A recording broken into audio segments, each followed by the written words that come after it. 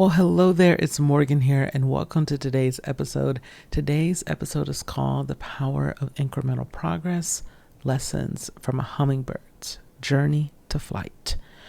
I have been studying hummingbirds as a hobbyist for some time, and I've observed many things about them. However, I've never quite talked about this specific thing that I find to be very encouraging to me as a human, so I figured I would share it with you also. So hummingbirds are these tiny flying birds, these tiny creatures with this amazing ability to fly and hover in space. And the fastest recorded time that a hummingbird is known to flap their wings in 1 second is 80 times per second, though there are many others that are around 25 times per second. Regardless, that's a lot of flaps per second. Now, there's a ton of research out there on the marvel of hummingbirds and what makes them special and unique and all of that. However, one thing that has been very interesting and intriguing to me is this question that I found myself asking: do hummingbirds ever take a break? Like, what does it look like for them to slow down?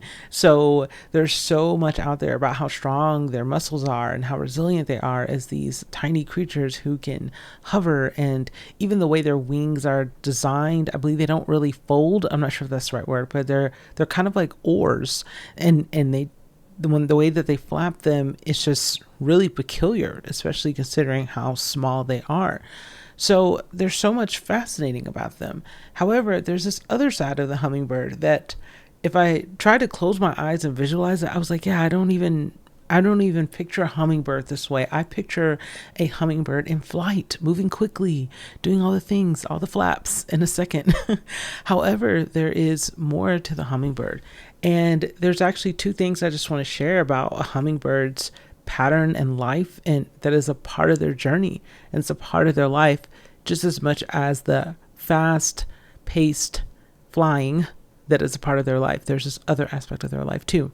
And the first thing is that hummingbirds do get tired and they do need rest, and in between meals, when they're hovering and finding their way into flowers, they actually spend a lot of time in the trees, just high in the trees, just being and taking time to slow down.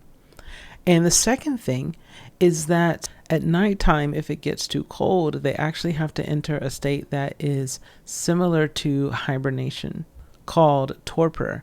But it's different because it involves physiological changes within them that they have to do to be able to regulate their body temperature throughout the night.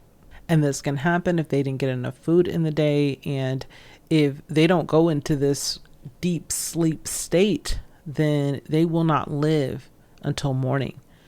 And when I think about the hummingbird's journey and the hummingbird's path, I am becoming very aware of how the